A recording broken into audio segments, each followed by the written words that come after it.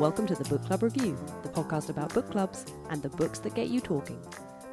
Regular listeners to the pod may have noticed Laura's fondness for a good fantasy novel, and truth be told, I have a soft spot for the genre myself.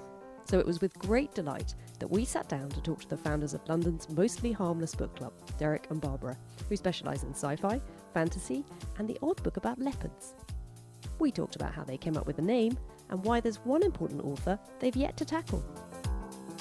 I mean, it's sort of dual purpose in that there's lots of book clubs around, so we couldn't just call ourselves something bland. We had to have a little personalisation on it, and Mostly Harmless is both a sort of a mission statement that we are mostly harmless, so don't be worried about coming along, but also Douglas Adams. This is the sort of nonsense you expect to find here. Though we've never done Douglas Adams, so, you know. You've never done Douglas Adams in the Mostly Harmless Book Club? Yeah, I know. We're pretty lame that way. Are you making a point about that? Yeah, we have to draw a line somewhere, and he's it. You get your name on the club, but that's it, buddy. To be honest, we were in serious debate about doing all 5 books, but then we got cold feet. So do the two of you pick the books? Mostly. A couple of times we've done polls where we've come up with 4 or 5 books, or other people in the book club have suggested them. People can always make suggestions to us of things, and we can kind of add it to our list of maybe we'll do that sometimes, but mostly we pick them. And well, I think that was part of the reason why we kind of set up a book club, that we wanted to pick what we wanted to read. Yeah. Well, on your meetup group page, I know, you're gonna book shame it says this is a group for people who like reading books on such exciting topics as science fiction, fantasy, leopards, and horror. So it's quite a broad church you're covering there. Have you ever managed to work in a book about leopards? I think The City had a leopard in it. Were there any leopards in Tough Voyaging as well? I know there was like a No, there T-Rex. were a lot of cats. But yeah, you are shaming us now that I think we are failing our mission statement. There's clearly not enough attention to leopards in the group. The Club Leopard will never forgive us. Yeah. I think the thing is, a lot of the groups, when you're doing sort of genre fiction stuff, they're fairly pigeonholed. They're sort of like science fiction or fantasy or whatever. And for us, we just wanted to do anything we wanted to. But I think weird, not just mainstream reality. We live in that.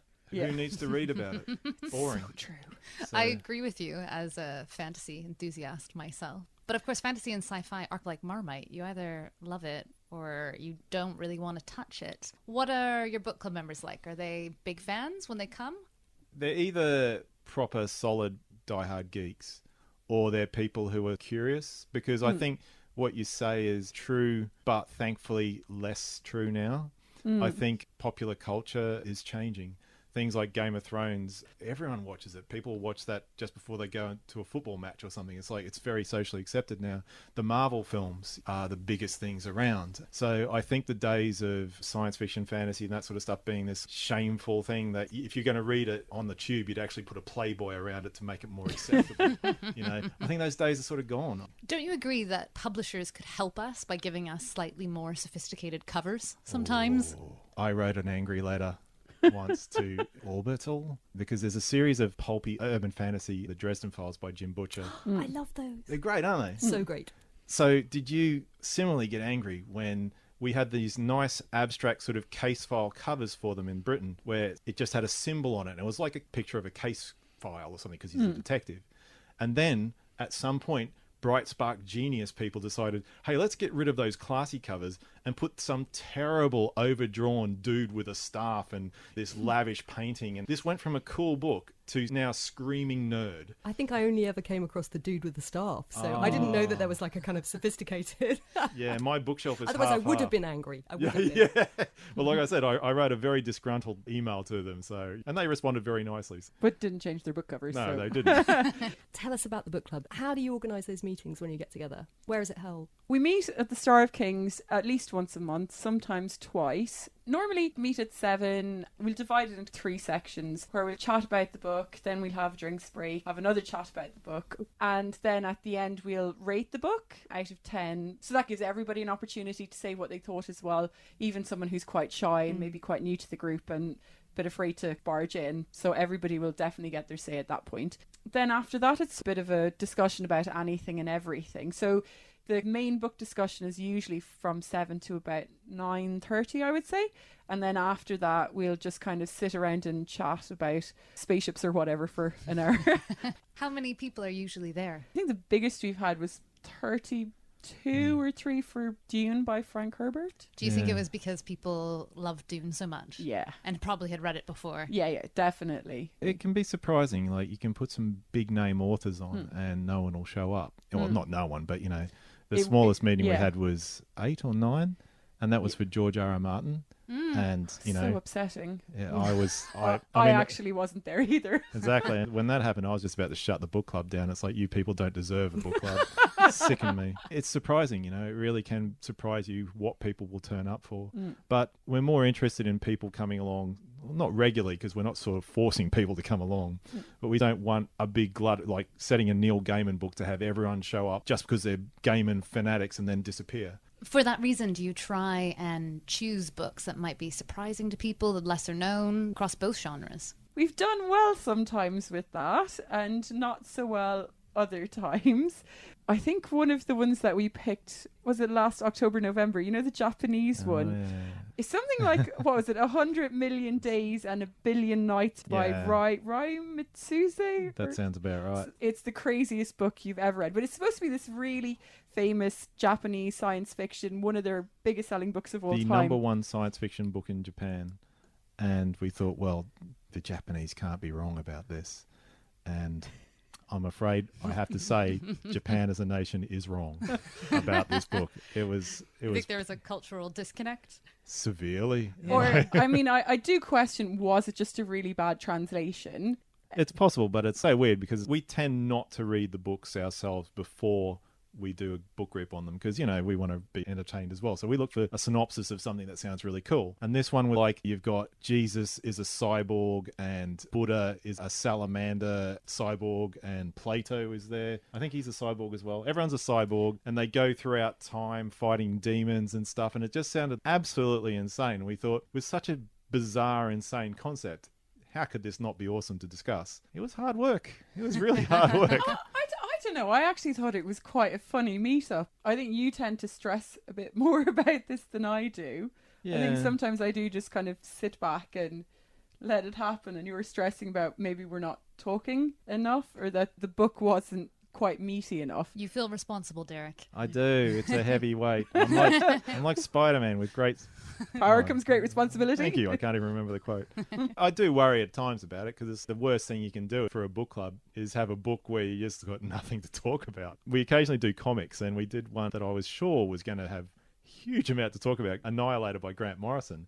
I honestly don't think I've ever been so stressed. Yeah. In a book club, of course. Not Just trying to keep the conversation going. going. It was murderous. It's like... Yeah, that was hard work. And then quite recently we did a different comic, Ronin by Frank Miller, and it seemed like that was a less weighty and meaningful comic, but we got a lot more conversation out of it. For us, the main point of choosing a book is, are we going to have enough to talk about? And if we think that we will, even if we think we're possibly not going to like it, as long as it will give a fairly interesting debate, then it's acceptable. Oh yeah, we read some books that I in particular despise with an unholy vengeance, but the meaning was great. So tell me about those books. Yeah, what were some good ones that have stood out? Good in terms of being bad? The ones that really made for good discussion. And if you want to pause and look... Oh no, we know what it is. The Female Man by Joanna Russ, yes, that was definitely, I think, the best discussion we've ever had. It was certainly the fieriest. So it's considered to be a seminal work of feminist science fiction. It's written in the late 70s. And the basic premise is you have 4 women who are from 4 different versions of reality. One is more or less like the normal world. And then there was this future world where there were no men. And then there was another world where men and women were separated. A literal gender war where the two genders were at war. It was quite dated, I think, definitely. Very, very dated. I think it hadn't aged very well. It was really very men were evil and the cause of all of the world's problems. Oh, yeah. I'm not sure she was right. Anyway. It was a very, very angry book. Yeah. And where I lost control of myself with it is when she sort of halfway through a chapter just basically broke the fourth wall and stopped telling the story and just went on a rant about how bad men are. And I'm just like, this is supposed to be a novel, isn't it? Well, the thing is, though, it is quite stream of consciousness. And I think she was working as a university lecturer at that time as a gay woman. So I think a lot of her anger was probably from her personal experiences that probably weren't great. But I certainly don't think it presents a very balanced feminist argument. But it was interesting. And there were definitely things in that book that I could identify with. And Derek's just like giving me the evil eye here. Well, we can see the book club debate restarting before our very eyes. We have kind of thought maybe we should return and do that book again, because it's like one of those things of legend that keeps getting brought up, and a lot of people who attend now haven't necessarily read it. I think actually people would be interested to do it, but I'm not sure either of us would want to read it again. Oh, I'm not reading it again. No way. Sounds like a rite of passage. Yeah, exactly. Is there a more enjoyable, much discussed book? It's very cliche, but Yeah, Dune is but it's awesome. still a lot to say. It's the best. Just awesome. We did 3 books of Dune, so we did the first 3. I mean, I remember reading Dune as a teenager, but I've forgotten. I do remember it being incredibly thick. It's like Is that right? 600 pages Yeah, or that's so. what I thought. Yeah. Quite often, fantasy novels are long. They are either George R.R. Martin. There's like sort of 12 of them, isn't there, or something? I mean, there's a lot to get through. Is that a problem? Yes. Yes. I was really surprised. I think there's only 6 Game of Thrones There's novels. only 5 He's still writing at the them. moment. So he's writing the 6, but I couldn't quite believe that because it feels like there's 12. But they're quite given how thick. long they Because are. they're beasts. The last couple have been over 1,000 pages. 1,000 pages of pure awesomeness. But is the sheer volume of material to get through, does that cause a problem? For a book club, enormous problems. Yeah. Science fiction is easy to pick books from because there's lots of single volume science fiction books out there. Fantasy, on the other hand, it's just horrifying. I love fantasy probably more than science fiction. I worry about you sometimes. But yeah, it's difficult because pretty much everything is a series and a series of huge tomes. And do you think you need to read all of them to really get to grips with it? A lot of times, yes. Not always. Like, we did do one, Joe Abercrombie, The Heroes, which is technically set in a world that there are 4 books before it. But it's standalone, so that's the one time we bent the rules, because I'm a completionist. I want to read everything. So generally we don't go too near that. But most fantasy stuff, it's just part of a hard series. You can't set a book when you get to the end of the book and it's not a complete story. That's rubbish for a book club. I think that's happened a few times where we've picked books that we thought were standalone. The Traitor Brew Cormorant, by, who's it? Seth Dickinson. We thought that was standalone. It isn't. But that in its defense, did have a pretty good end Yeah, point. there's a conclusion, but then it's obvious that more will happen. Yeah. And I think it was the same. We did the 100,000 Kingdoms by N.K. Jemison. Again, there's more in that world. Yeah. So Yeah. I do think that fantasy writers probably feel that they've invested so much time in creating the world that they're not going to give up on it. Absolutely. And a lot of people have this view of fantasy that it's all J.R.R. Tolkien. Yeah. And a lot of it is, but there are lots of fantasy authors who create a whole new type of world, a whole new magic system. How do you guys think about both fantasy and sci-fi in terms of different genres within it? It's a good question, particularly with fantasy. The sort of fantasy I personally like, I keep bringing him up. You know, everyone jokes about this at the book club. I love George R.R. Martin. He's my boy. Love him. And just so we know, he's not actually referred to as George R.R. Martin. He's just called George, and Everyone everybody knows who we're talking about. So the George is wonderful. I feel so embarrassed. Have you not read George? I don't think I have. No, I haven't. It's an outrage. It's a blessing in a way because you get to read They're him all for there the for me. first time. It'll be amazing. But yeah, that's my sort of fantasy stuff where it's high stake, almost like history, medieval politics and that sort of stuff with a sprinkling of the fantastic in there. That's what I like. I'm not so much on elves and stuff. So when you're looking at fantasy books, it's quite difficult to get something that's not in a series that's in that vein, because a lot of the single book fantasy things tend to be more in the fairy tale stuff or your urban fantasy stuff. Like one that we did for a different book club. Oh, you know, the black and white thing that was Oh, awful. The Night Circus. Oh my! I've read that. Yeah, That's interesting. I think that was one where it almost wasn't sort of pigeonholed as fantasy. You know, It's you more would find that fantastical. in the general section of the bookshop. there's a lot of authors out there who try to say, "Oh, we're not part of that geek club. You know, we're all right. You can read us." No, you're geeks. It's like Margaret Atwood. All respect to her, Handmaid's Tale is an amazing book, but dude, you write science fiction. Get over yourself. You write science fiction, not speculative fiction. You can say whatever you want. It's science fiction. This is a bit of an ongoing issue, to be fair. Yeah. Who are the greats of science fiction and fantasy that you think people should start with? George. Well, okay.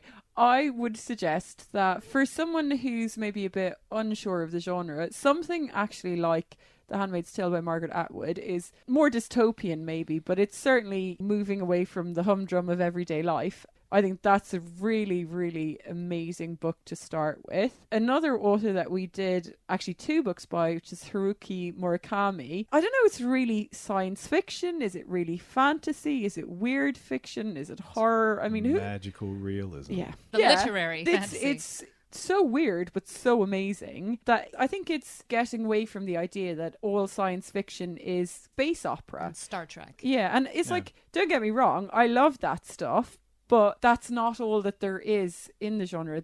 You know, in terms of the kind of space opera stuff, if you look at something like Aurora by Kim Stanley Robinson, which is near science fiction in that it's 200 years in the future, and it's about a spaceship that's being sent to a fairly close by star with a population of a couple of thousand people on it to set up a colony there, and it's very much trying to be based on believable technology and how might this actually play out in the real world. So if you kind of want something that's futuristic but a bit more grounded, maybe something like that. Yeah, I think that's the key for getting someone who's new to the genres and maybe think it's all like Doctor Who and that, is to start with stuff that's closer to reality. With science fiction and fantasy, you can look at topics that you can't really easily tell stories about in the real world because you're too close to it. Or if you did tackle it, it would probably create a lot more controversy than it does if you do it in a more fantastical sort of way.